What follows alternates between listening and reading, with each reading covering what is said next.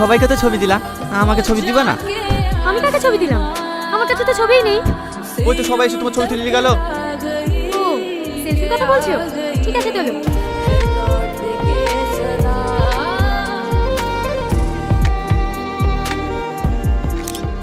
দেখি মোবাইলটা।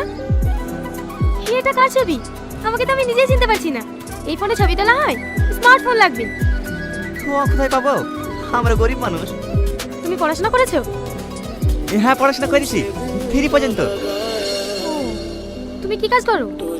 আমি ওই লোকের মাটি মুনিশ যাই আর মাঝে মাঝে নদীতে মাছ ধরি। তুমি আমাদের সঙ্গে কাজ করবে? না, আমি তোমাদের মতো মাকে কষ্ট দিতে পারবো না। আরে তোমাকে অভিনয় করার কথা বলছি না, আমাদের এখানে স্পট বয়ের কাজ করার কথা বলছি। যেমন লাইট ধরবে আর টুকটাক কিছু দরকার হলে এনে দেবে। হ্যাঁ, এইসব কাজ হলে আমি শেট। আজ প্রথম গ্রামে শুটিং করতে গিয়ে যে বিশৃঙ্খলাটা ঘুরে গেল না, এটা মেনটেন করার জন্য গ্রামের কিছু ছেলে দরকার। বলছিলাম স্যার, আজ সকালে আমাদেরকে যে ছেলেটা ডিস্টার্ব করলো না, ওই ছেলেটাকে কাজে নিলে হয় না? না না, ওসব গৃহ চাষাকে নিয়ে কাজ হবে না। না স্যার, পারবে, আগ্রহ আছে। আর তাছাড়া মনটাও খুব সরল। আচ্ছা ঠিক আছে, তুমি যখন বলছো কাল থেকে কাজ শুরু করতে পারো। ঠিক আছে স্যার। তুমি কোথায় আছো?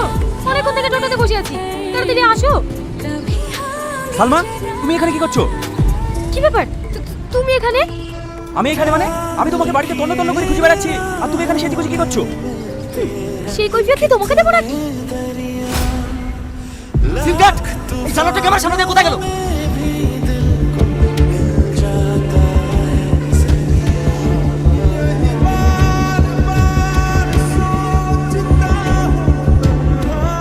এই চাষা, সিন চলাকালে তুই কেন গেছিলি? আমি তখন বলেছিলাম এরকম চাষা বসে লোক কাজ করতে পারবে না, শুধু তোমার জন্য কাজে নিয়েছিলে।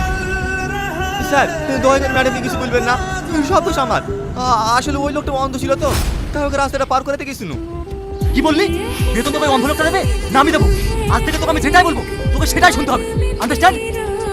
স্যার, এত কথা আপনার ভুল হচ্ছে। ওই অন্ধ লোকটা যদি রাস্তা পার হতে গিয়ে অ্যাক্সিডেন্ট হয়ে মারা যেত, তাহলে কি আপনি ওর জীবনটা ফিরিয়ে দিতে পারতেন? শুটিংটা 1 ঘন্টা পরেও করা হবে। তাই আমার মতো ও যা করেছে একদম ঠিক করেছে। সালমা, তুমি দেখতে আজকাল আমার মুখের উপর কথা বলছো? তুমি ভুলে যাও না আমি একজন ডিরেক্টর। Sorry sir. আজ ডিরেক্টর সাহেব না তোকে আবার অপমান করবে। কেন রে ভাই, আমি এবার কি করলো?